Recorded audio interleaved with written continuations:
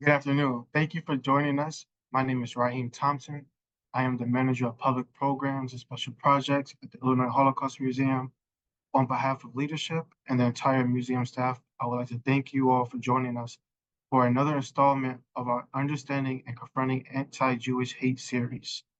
This program, Automated Hate, Social Media, and the Proliferation of Anti-Semitism, will focus on the rise and acceleration of anti-Semitism on the internet, with specific emphasis on social media. This discussion will highlight the ways online platforms have been exploited to not only spread anti-Semitic vitriol, but to create echo chambers and feedback loops, both of which are driving an unprecedented surge in Jewish hate. Presenting today is a repeat guest and one of the leading experts in confronting anti-Semitism, Dr. Casey Babb. Uh, I was first introduced to Casey's work in December. He published a fantastic article called Anti-Semitism Should Be Treated as a Significant Threat to National Security. I was so moved by it that I shared it with our leadership, and they agreed that Casey would be a great person to work with and have present at the museum. So we worked with Casey on March 7th for our Jones Day, a time for action rising hate crimes and anti-Semitism. And even in halfway through the year, that was one of our best programs. So before I pass things off to Casey, he's going to give you a little bit more about his background, and he's going to give you a fantastic presentation. And we will take questions towards the end. I would like to give you all another thanks, and I hope you enjoyed the program.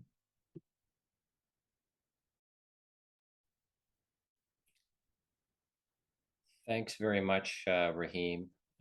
It's a pleasure to be here with everybody today.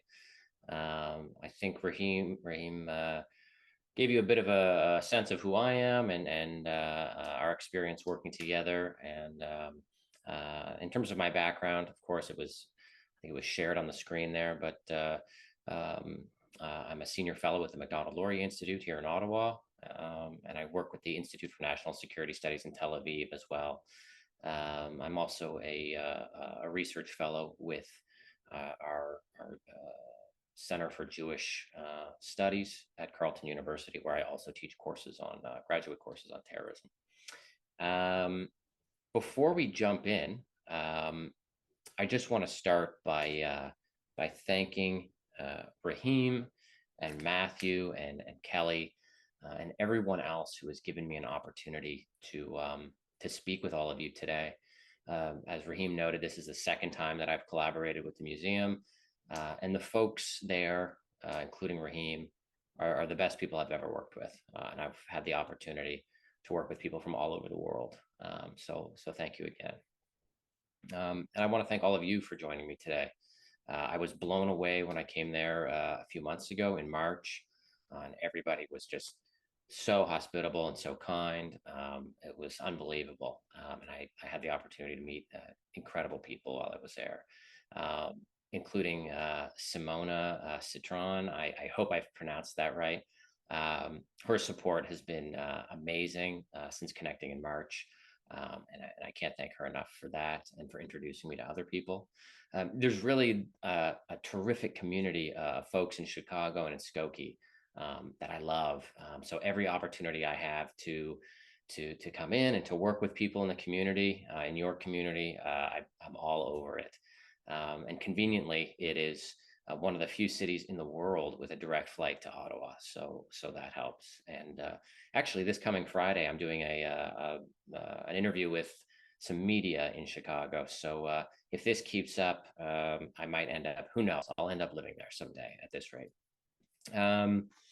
But I also just wanted, before we get into things, talk about a few other issues germane to the conversation today that are on my mind. And as I said in March, the first one, of course, is that the hostages in Gaza continue to languish in the tunnels in Gaza, in the homes of Gaza. And we're now on day 241, if I'm counting correctly. And, just yesterday, Israel announced that they have determined that Chaim Perry and Amiram Cooper and Yoram Metzger and Nadav Popplewell have died in captivity. where they remain today. Those bodies have not been returned to Israel. They remain in Gaza. And those are four grandpas, four Zadis, dead, murdered in the tunnels of Gaza. So to say that they're on my mind would be an understatement. And really, this is just another reminder of what the Jewish world and indeed the civilized world is up against. And unfortunately, it would seem that many people in positions of power and influence, they either haven't woken up to this reality, or they lack the courage to say and do what needs to be done. Either way, though, today, like all other days since October 7th, the hostages and the victims of October 7th are on my mind. And it's actually been beyond my comprehension to think that when I was there in March, the hostages were still there, were in Gaza, were being held captive in Gaza. And today they're still there. And I've been thinking about all the meals I've had since I was in Chicago, all the walks I've gone on, all the times I've spent with family and friends, the Shabbat meals, all of it. And they haven't had any of it. And so I'm here today in part for them. And I feel like I have to do my part. We have to do our part. And the IDF, is in a fight, is in the fight of its life, and the hostages are hanging on. And so we have to do our part. And I thank you again for taking the time to join us and to join me today. In addition, I'd also just like to set the table here a little bit. And so, of course, today we're talking about anti-Semitism on the internet, specifically on social media. And I think the reasons for that are pretty obvious. But as I've been preparing for today and doing research on this issue for quite some time now, I've been asking myself, well, why does this topic matter to me? Everything I work on, and I'm sure everything that all of you work on, there's a personal connection there to a certain extent. And for me, it boils down to a variety of reasons. And the first is my concern for young people today. When I was young enough when social media became a thing that, I was engaged with it, but I was also old enough that I had already sort of made it out of, that adolescent learning and development phase. And I was 15 when Facebook was invented. And I was 17 when the company hired its first intern, and I was 18 when I first opened an account. So I was 18 years old before I had social media, and I had already started university by the time I started using it. And it was, it's never really been a huge part of my life. In fact, it was another 16 years before I opened up another social media account, my second social media account being Twitter or X. So in a sense, I consider myself sort of lucky that many of those more critical, transformative years weren't terribly impacted by social media. But young people these days, they won't be able to say that. And we'll get into that in a little bit. Relatedly, the second reason is that social media is where I really became exposed to your sort of traditional types of anti-Semitism. I knew about anti-Semitism growing up. My father talked to me about it not infrequently, and I understood to a certain extent, what it was, that I may or may not be a target as I got older because of who I am. But it wasn't until I started using social media, 18, 19, 20 years old, where I really became exposed to what truly is an unrelenting and dangerously anti-Semitic environment on the internet. But again, I was lucky enough, I was a young adult at this point.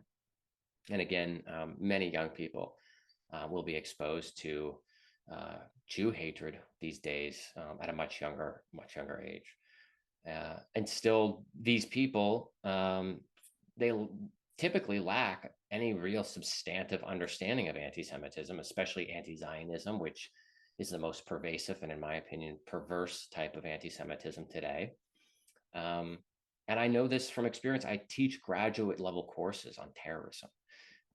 Students doing their master's degrees, they're 21, 22, 23, and they don't get it. I talk about anti-Semitism and the nexus to terrorism. They don't understand it. And if they think they do, they're typically wrong. And so we need to be having these conversations, the conversations that we're having today, more regularly and more constructively. And finally, I believe that social media is the current and future battle space of Western liberal democracies, including free and open Jewish life. I believe that that's where that's going to be determined. And we won't be fighting for our lives in the streets. We don't have to worry a great deal about physical safety, although it is a serious issue, of course. But I think in terms of the totality of the situation, we need to worry about the parasitic thinking that's taking root on the internet, and how that is then feeding into physical threats and other injurious social trends that we're seeing today. I'd also like to note that on the back end of this presentation, and for many of the reasons I just explained, I want this presentation to turn into a conversation.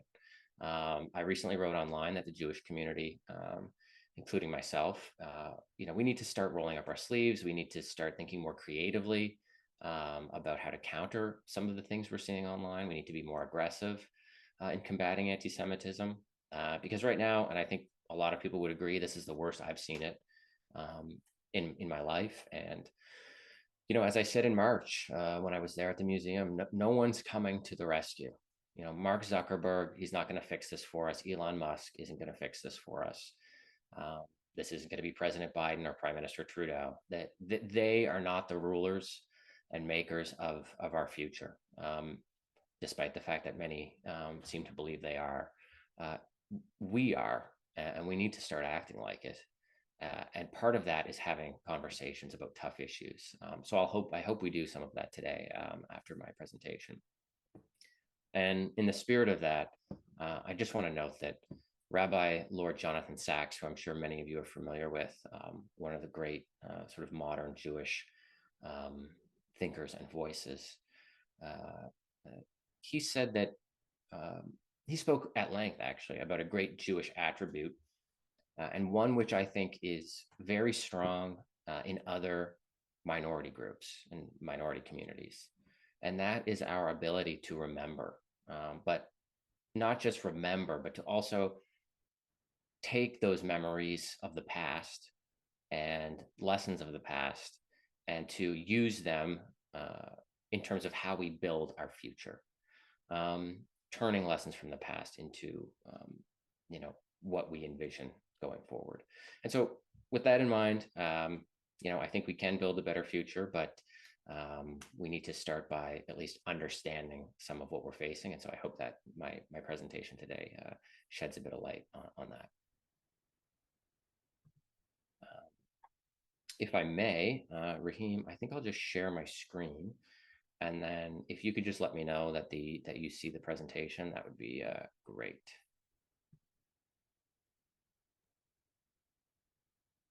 Good. So it's all good on your end, Raheem? Yes. Okay, excellent. So as Raheem noted, we're talking about anti-Semitism in social media today.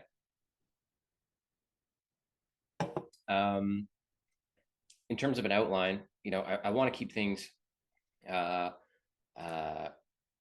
want to keep things relatively simple and straightforward. So we'll start with a high-level snapshot of social media and its use and some of the numbers and data. And then we'll get into some of the injurious impacts social media is having, impacts which are now scientifically known. At one point, not long ago, these impacts were suspected, but they're now irrefutable.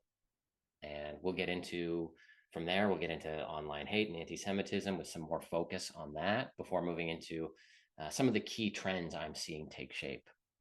And as noted, I'd really like to end with a bit of a discussion there. Should be a bit of a conversation, I hope. So, social media by the numbers. So at a glance and without giving it even much of a read, you can see straight away that social media use has gone up dramatically this last decade. In fact, in less than 10 years, it has more than doubled. And when you look at people 18 and up, 10 years ago, globally, over 80% of the world's population is on social media. And that's, to me, that's quite a jarring piece of information. And I think there's going to be a few times throughout this presentation where you might be a bit surprised. But by all accounts, these numbers are expected to rise. And in fact, by 2029, there's going to be more Americans using social media than there are Americans right now. So that's another thing to think about. I mean, our use of social media, despite these, conversations and despite these issues being, very well known. I like to think they're very well known, unless, of course, I'm just living in an echo chamber, something that we'll talk about in a little bit. Despite all of these things, the numbers are just going up. The money's going up, the numbers are going up, and we'll get into sort of where some of this is headed in the future. So, who is using social media? I mentioned younger people at the top of my remarks there. Well, it's a bit of a mix, but there are some groups of people that stand out. Okay, so with Facebook, for instance, the age gap isn't terribly pronounced.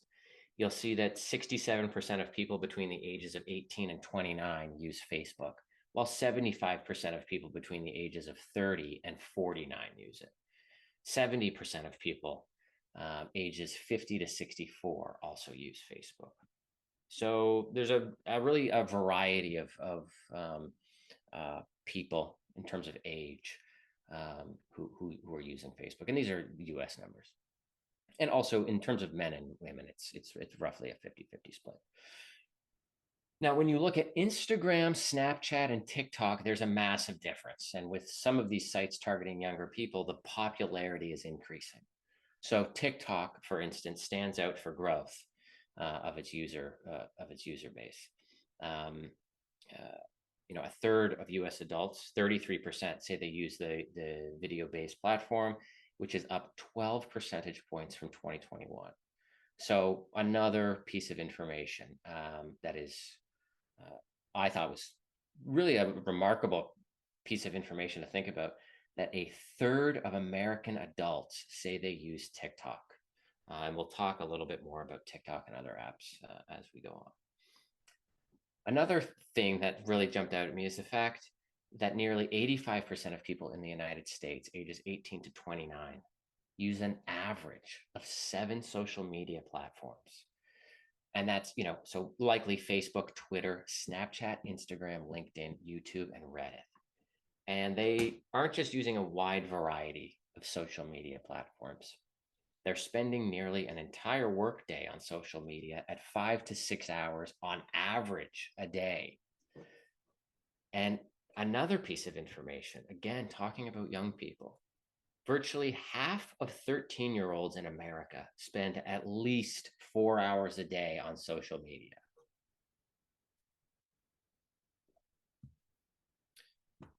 That number, based on what I'm seeing, the age, those metrics are going to worsen. So it is expected that, next year, the year after, I won't be saying 13-year-old, I'll be saying 11-year-old, and I won't be saying 40%, I'll be saying 65%. I won't be saying 4 hours, I might be saying 5.5 hours.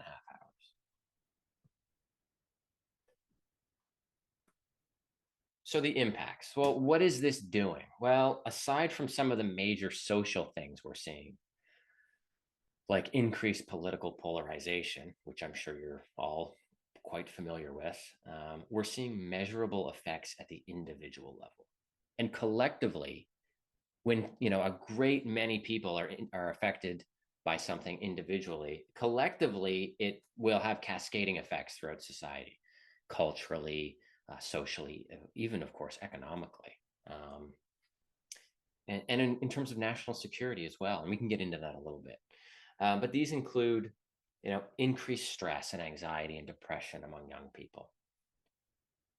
Younger people are experiencing greater mental health issues at a much greater rate now.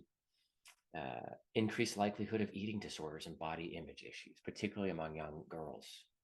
Increased desire for social rewards and hypersensitivities to feedback or criticism.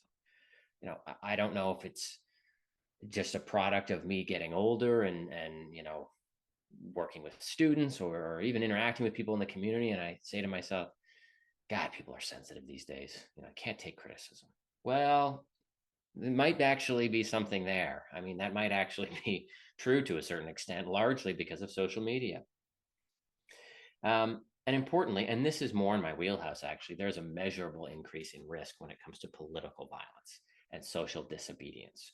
We're seeing this today across the US, Canada, and throughout the West. So, online hate and anti-Semitism. So, the use of social media is going up, and so is hate speech online. And because of this, we're seeing an increase in survey respondents indicating that they've experienced harassment or that they feel threatened online or that they feel less safe on the internet. And much of this is actually spilling over into the physical domain. Um, you know, it, a lot of what I'm talking about today, it's really cyclical. Our nations are terribly divided, right? No, I don't think anybody would say otherwise, or few would say otherwise, I should say. And a lot of that division is happening on social media. And then, of course, it's bleeding into the quote unquote real world, and it's leading to even more polarization on the internet, and so on and so on. And it's just this sort of loop. So keep in mind, too, that these trends, these numbers, screaming, it's getting bad. That's what these numbers tell us. Things are bad. The overwhelming majority of this data and this empirical research was conducted prior to October 7th. Okay, so I mean, if you look at this here in terms of anti-Semitism, 62% of American Jews using social media said in 2023 that they saw or heard anti-Semitic content. Well, it's now been 7 or 8 months, possibly the worst 7 or 8 months that we've seen since the 1940s. So I would imagine that 62% is quite a bit higher.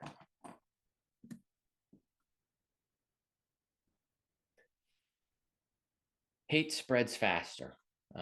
Some of you may be familiar with this. You may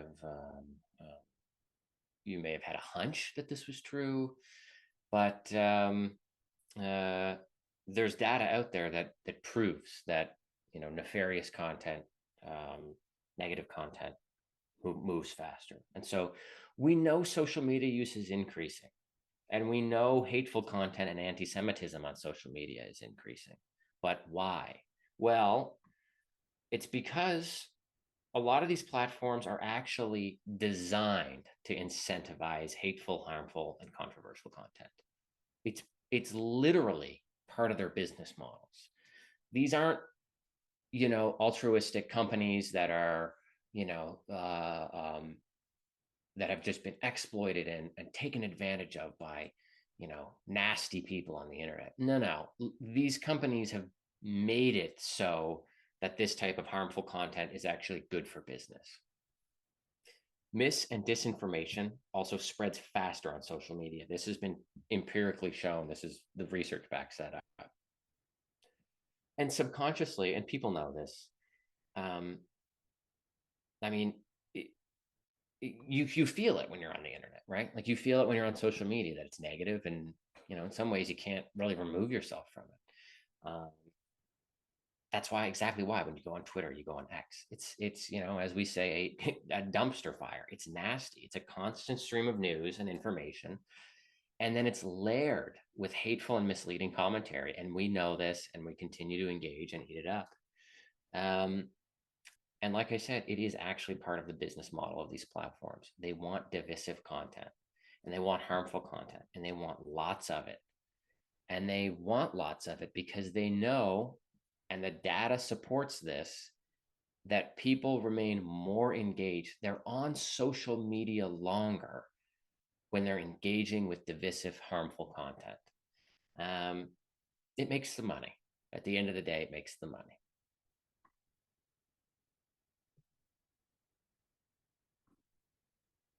So actually, anti-Semitism on social media, I want to get into this just for a moment. Statistically, if most people joining us here today on this call are Jewish, which That is probably true, could be true. Then the majority of us here today have experienced anti-Semitism online in one way or another. Now, this data here that you see on the screen is somewhat dated, but it gives you a sort of a general sense of things. And you can see expressions of hatred are the most common type of anti-Semitic posts on social media, followed by the use of symbols, swastikas and so on, and then actual legitimate calls for violence, I thought that was quite shocking. Dehumanizing language and content, and then, of course, Holocaust denial. I don't know how familiar people are with this sort of information, but you may hear things like, oh, young people these days, they don't know much about the Holocaust, or we need to ensure that they learn about it. Yes, these things are all true. But I'm not sure people really have an understanding of how bad it really is. I mean, 1 in 5 young Americans think the Holocaust was a myth. That's millions and millions and millions of people. And so if you look at the data here, I mean, there's a lot that we could unpack there, but this one study, and this is where what this information is sort of tethered to, found 382,000 anti-Semitic posts made in the given year that was studied, meaning more than 1,000 such posts were published on all social media platforms daily at an average of 43 anti-Semitic posts an hour, or 1 anti-Semitic post every 83 seconds. And 8% of posts included calls to harm Jews. So that's 31,000 posts a year, or 80 posts per day, or 1 post every 20 minutes calling for violence against Jews. 1 post every 20 minutes. And again, to bring this back to October 7th, all of this data, especially this data, this is long before October 7th. So no doubt, no question at all that these numbers are dramatically worse.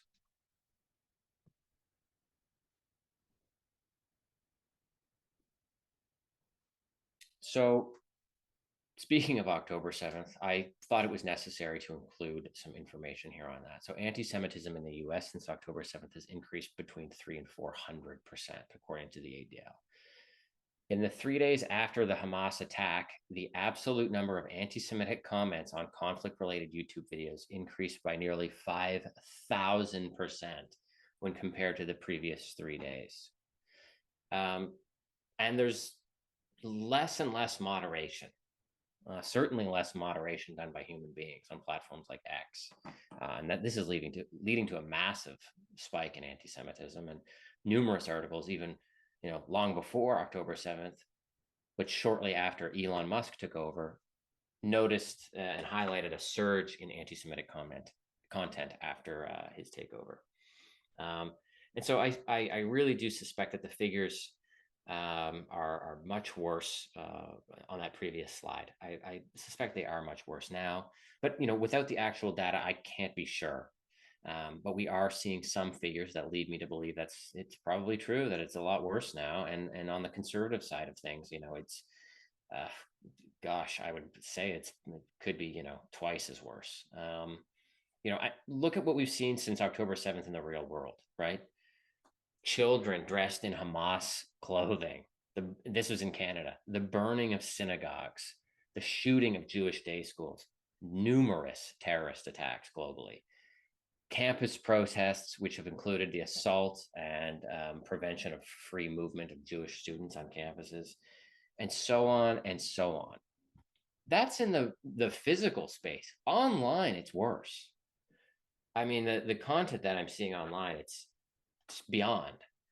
And so another thing that's interesting here that I want to point out, which is very problematic, really. We've been seeing this gap between fringe platforms like Gab, which, frankly, I bet, there's probably a lot of you who haven't even heard of Gab. That's because for many, many years, even now, it's still considered a fringe platform. I don't know anybody who uses Gab, okay? There's probably a few people on this discussion today who do use it. There's this gap between fringe platforms like Gab and mainstream platforms like Twitter or X, it's narrowing when it comes to anti-Semitism. A year ago, 2 years ago, 3 years ago, when we looked at whatever it was, January 6th or other terrible incidents and events, if you went back and looked at, well, what's the rhetoric like? Where are people mobilizing? Where are these decentralized groups communicating and planning and sharing information and creating echo chambers? It was on places like Gab and Telegram. Um, that's where it was a free for all. Now, look at what's happening between Gab and Twitter or X. I mean, Twitter is just as problematic when it comes to anti-Semitism. So that gap is really, really narrowing with this decrease in moderation. So what's causing it? Well, the biggest issue, and many people are saying this isn't me saying this is the literature. Biggest issue is echo chambers and feedback loops. Okay, an echo chamber. When I say echo chamber, I'm talking about an environment or an ecosystem in which participants encounter beliefs that amplify or reinforce their pre-existing beliefs by communication and repetition inside a closed system and insulated from rebuttal. And you can see the cartoon there. Well, there's a visual of an echo chamber. And so, I mean, there's no denying that we do this. We're exposed to information we like and believe in. The system, the platform, the algorithm logs this, and it automatically spits out more information on our feeds that we've been shown to and that we've shown to enjoy and that we engage with, and so on and so on. We live in bubbles online. I mean, look, if I said I was having constructive conversations with the Arab community on X, I would be lying to you.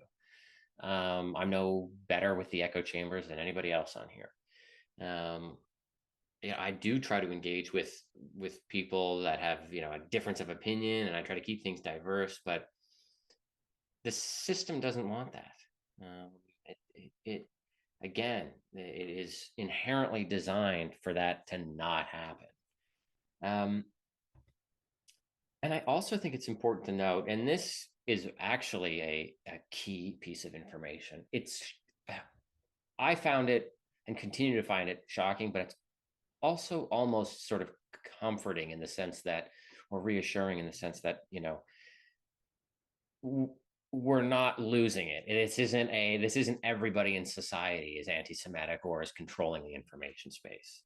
And so that statistic is that 25% of Twitter users make up 97% of the content. So a loud and vocal and very persistent minority of users online dictate the information space in which we engage. So that's just something to keep in mind. 25% of Twitter users make up 97% of all tweets. So it's the echo chambers. It's these feed algorithms that I talked about. It's cyclical. It's a loop. It's and playing into that, it's these dopamine hits. We all love when we write something and we get a like, or we get a share, or we get 100 shares or 1,000 likes. It's great. It makes us feel good in the moment. But it can be very dangerous and problematic. And then again, as I said in a previous slide, disinformation, misinformation, that's been statistically shown. The research will tell us that it travels faster than legitimate news. And then again, you have decentralized groups and organizations. These aren't, the days of Al Qaeda swinging from monkey bars in Afghanistan are sort of over. They are and they aren't. But that threat the threat now is very different. These threat actors, these individuals with, these very problematic, injurious, hateful attitudes and beliefs, well, they're all over the world. They're all over the internet. They don't have to coalesce in one spot. They don't have to train in one spot. They don't have to share ideas around a boardroom table. So all of that is, part of the problem.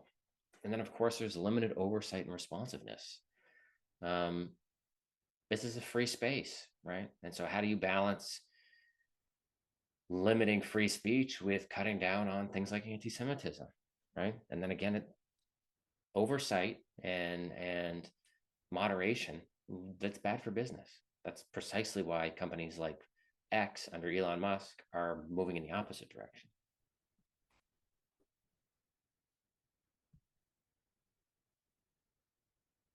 And so the future. Well, the future remains unclear, but we know the few things that are happening.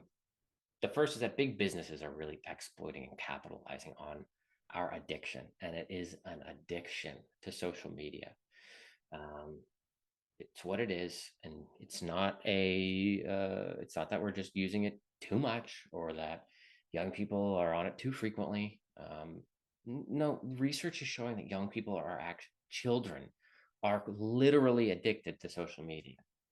And I mean, that's terrible for them. It's terrible for us, but it's great for business. And in part because of this, social media companies and big businesses, again, are de-incentivized to change social media, to control it, to increase moderation. Remember, dark content, controversial content, hateful content, it keeps us on these platforms, and it's what's making them money.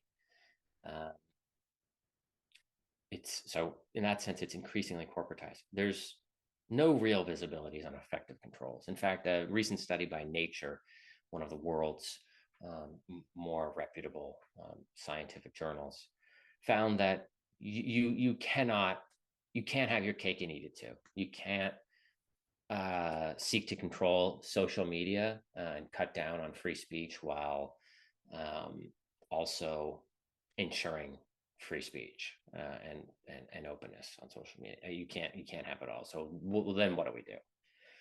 And then now there's the emergence of potentially new and even less regulated, moderated social media platforms. You're going to see more and more sort of quote unquote fringe platforms pop up. And companies are now using AI and other domains to moderate social media. So, I'm sure a lot of people in this room have seen something horrific on social media and you go and report it. And then, within seconds or minutes, it comes back that your report was not accepted or found. That's because a human being didn't take the time to sit down and think about that or look at that. And unfortunately, right now, in terms of generally anti-Semitism, it appears as though anti-Semitism is going to worsen before it gets better. So, all of this, I remember when I was there in March, the moderator of the panel was, he wanted to keep things positive, which was great. And I think we tried to do that. And I understand why he wanted to do that. But it's hard to be particularly optimistic when we're talking about social media and anti-Semitism. For many of the reasons I've discussed, we're in a very sort of precarious, actually dangerous time right now. And, we need to start having very difficult conversations about what's going on. So with that, just to sort of open it up, I have a few discussion questions here, but these don't have to be the questions that we answer, just some things to think about. But I'll end there. I want to make sure that we have plenty of time to again have a conversation. So I'll stop there and maybe we can open it up.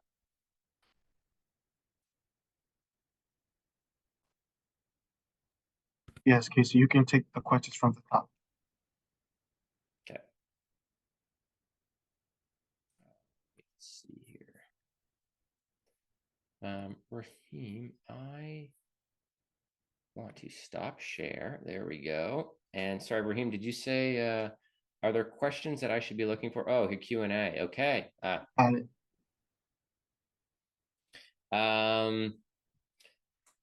Okay. Well, I mean, there's Jeffrey here. Time spent on social media just means reading and responding. Well, it really depends. Like, time spent on social media could just be on it with the app open, looking, scrolling, communicating. How they quantify what being on it means, I'm not sure. But absolutely, Jonathan Haidt, I have one of his books behind me. He's one of the leaders in this space. An anonymous attendee asks, I have a basic question. How and why did anti-Semitism originate? I simply don't understand hate in any form, but why so much anti-Jewish hate throughout history? Well, I mean, this is a fantastic question. and it's a totally normal question. And people don't ask it enough, frankly. But for me to sufficiently answer it, I would have to talk with Raheem about getting another hour of your time, because it goes back thousands of years. And it has presented, I talked about this in March, along different lines, religious lines, biological lines, social lines. So, and now the latest form of it over the last 75 years is anti-Zionism. So there's no, again, I mean, that attendee asks this question, or states, I simply don't understand hate in any form, and neither do I. I mean, like, we're talking about irrational, in my opinion, irrational, crazy things, and then we try to wrap our minds around, well, why do people feel that way? It's very hard. It's a very challenging thing to unpack.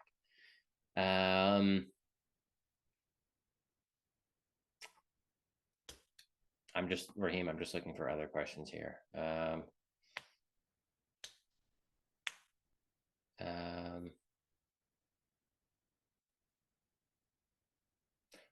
Am I aware of any comprehensive analysis of the prevalence of misogyny on social media online? There are scholars working in that space, and that's primarily their main focus. So it's part of, peripherally, it's part of what we're talking about today, but it's not at the core of my research, so I don't have a great answer for you on that. Another question here. My experience on social media before I stopped using them is that moderation is very selective.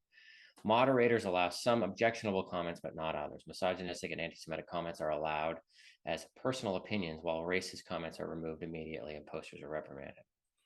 Yeah, so that's a major issue. There are these internal decisions that are made, algorithms that are created, keywords that are plugged in, phrases that are programmed or part of the platforms, and they know to look for these things. It just automatically takes it away. And that's why you'll see people who will say something that there's no hateful issue with it. They'll talk about a blueberry muffin recipe and it'll get flagged for like hateful content. It's because there's no, it's wild out there. It's not consistently moderated or regulated. And that is at the very root of what, the problem. Linda writes, for question 1, I think education is the key. We should be talking to groups that aren't Jewish. Yes, 100%. This is something that I've really been thinking about lately. And that is not just online, but just these sort of echo chambers, right? You're talking about groups that aren't Jewish. Well, you're getting right at the heart of the matter, which are these echo chambers. Yeah, for every virtual opportunity I have like this, I probably have a couple others in person. So I show up, everybody in the room's Jewish, or like 90% of the room's Jewish. Average age, I'm not being ageist, it's just what it is. Average age is probably 45 to 65, in that range. There aren't 16-year-olds and 21-year-olds showing up at any of the conversations that I lead or events that I participate in.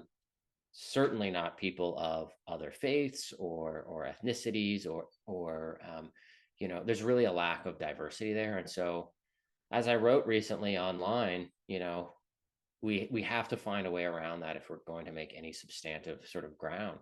I was recently speaking with colleagues of mine at the Macdonald Laurier Institute, and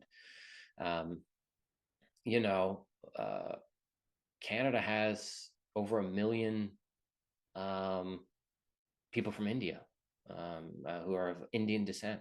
We have over 1 million people of Chinese descent living here, whose first language is Mandarin or Cantonese. We have a massive Sikh community. None of these communities are tapped into.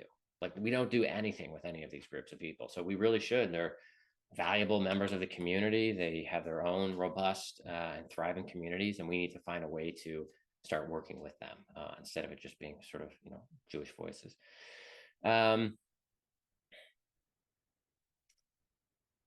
Jordan Scher says, early education is critical, of course. How should our federal, state, and local education, governmental nonprofit organizations approach this uniformly? That's a great question. I think there's many ways of tackling that or thinking about it. So there's education, which is critical, but then I also think there has to be, frankly, uniformity when it comes to removing information from the eyes of young people. Now, what that looks like, I'm not entirely sure, but maybe we find ourselves in an environment where there's no cell phones allowed in the classroom, none. Maybe that's standardized throughout the US, Canada, and other countries. Maybe you have to be, in 10 years from now, maybe you have to be 16 before you can open a social media account, or 18 like I was. I don't know, but for me, it's not just about, and I'm not suggesting that Jordan is saying this, but yes, it's about education, which is key. There should be sort of mandatory standardized educational programs, but there should also, at the same time, there should also be concerted efforts to limit exposure to injurious, harmful content. Do you think there has been, Joanna Sackle writes, do you think that there has been silence or a lack of online posting about the treatment towards Israeli hostages other than Jewish groups or Jewish individuals? Oh, yeah. Oh, yeah. I mean, like when I'm on X or Twitter or whatever, and I see a post about, the hostages, it's always from a Jewish site or a Jewish group or something along those lines. It's almost never like the federal government or the provincial government or the whatever. It's, again, echo chambers, right? Like, so if there's 35, 37 million Canadians and there's whatever 400,000 Jews in Canada, like we're losing the war of numbers and of content, and clicks and views. So yeah, I mean, nobody else is talking about the Israeli hostages. People, again, because of these echo chambers, they're just parroting things like ceasefire now or genocide or Israel's this or Israel's that, or they don't mention the hostages. I mean, and in my view, the end of this war, frankly, could come about relatively easy if Hamas just laid down its arms and released the hostages. But the lay person, the average person on the street's not thinking like that because of probably what they've seen on social media.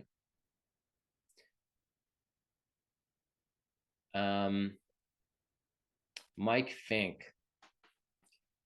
Right. So anti-Zionism is the most perverse form of anti-Semitism. I mean, Zionism is, and again, Raheem's somewhere rolling his eyes right now. Raheem, we need another hour to talk about Zionism and anti-Zionism. Zionism, I recently wrote in the Times of Israel, is a core part of the majority of the identity of the majority of the world's Jews. It's just what it is. I mean, first of all, half the world's Jews live in a country which is a product of Zionism.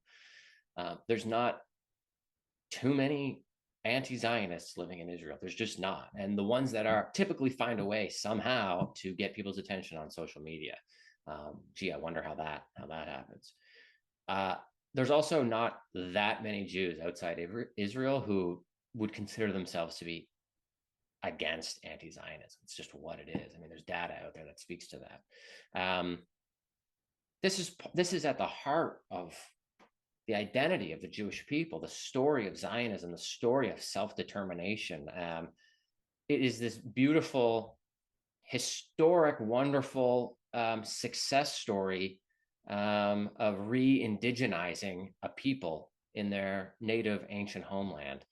And so when you attack that and you remove that, and you put that under a microscope and you actually hijack it for your own purposes, your own nefarious purposes, to me, I mean, that it doesn't get much worse than that. So that's why I am quite interested in the study of anti-Zionism and why I'm so outspoken about that particular element of anti-Semitism.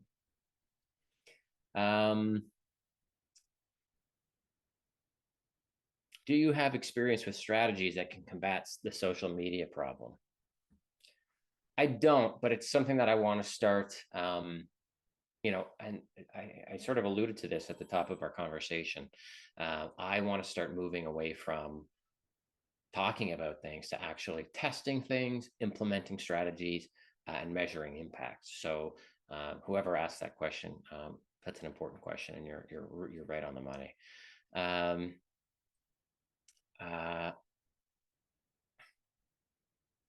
How has the new prominence of critical race theory influenced increased anti-Semitism?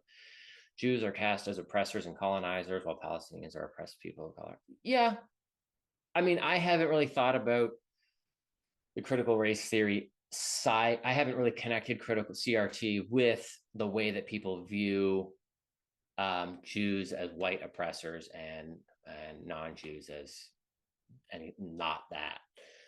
There could be something there. I mean, I'm sure there is, but I think that idea predates the emergence of critical race theory. For decades and decades and decades, conspiracy theorists and alike have been questioning why have Jews disproportionately made so many great contributions to the world? Why have they won so many Nobel Peace Prizes? Why are they in so many positions of power? Et cetera, et cetera, et cetera. They've been in different ways. They've been talking about Jews as oppressors, as colonizers, as dominators. Now, when we talk about the Israeli-Palestinian conflict, which used to be the Arab-Israeli conflict, now that's sort of out the window. In my opinion, it's just the Israeli-Palestinian conflict. That same sort of sentiment is filtered through the prism of you're oppressing Palestinians. This is a white ethno-supremacist state subjugating a minority population. I just think that is just it's just the latest form of that sort of anti-Semitic thinking.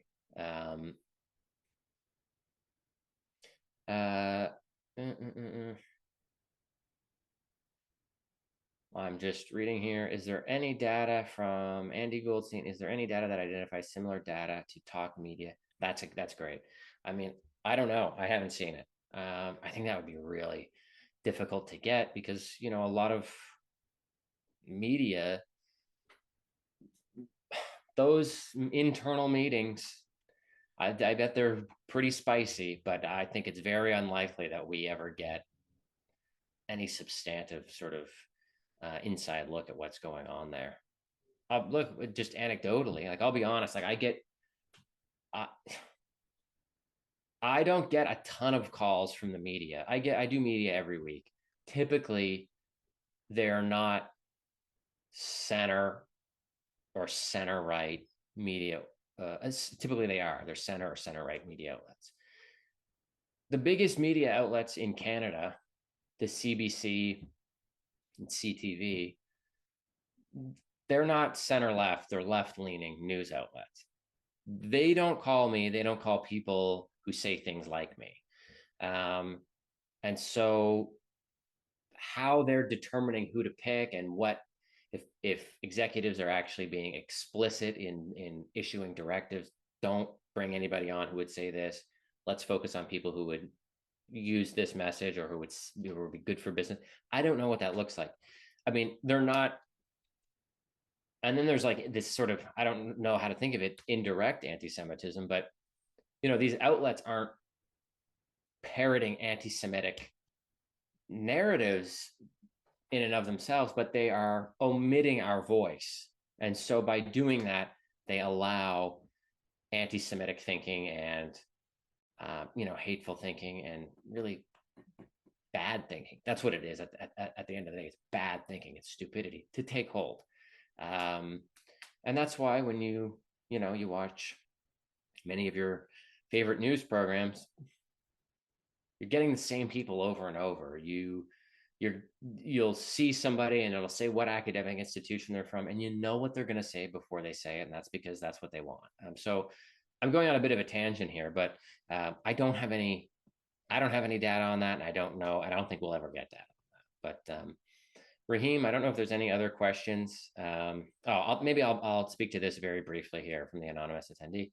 To end this war, you stated it would be necessary for Hamas to lay down their arms and surrender. But why no calls for Israel to stop bombarding civilians and using AI technology to target people who may or may not be associated with Hamas? I mean, at the end of the day, it's just me speaking. I'm tired of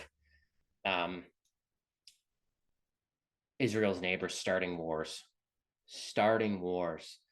and then moaning and crying when they start losing them. Hey, maybe stop starting wars, stop killing Jews. Life will be a lot better. As the late, great Golda Meir said, and I'm happy to end this conversation with a quote from her, one of the greats of all time. She said, if the Palestinians lay down their arms, there would be peace. If the Jews laid down their arms, there would be a genocide. And so I think that's a fitting way to end this conversation. So, Raheem, I'll turn it over to you. And thank you so much to everybody for taking the time to speak with me. Yes, thank you all for again attending today's program.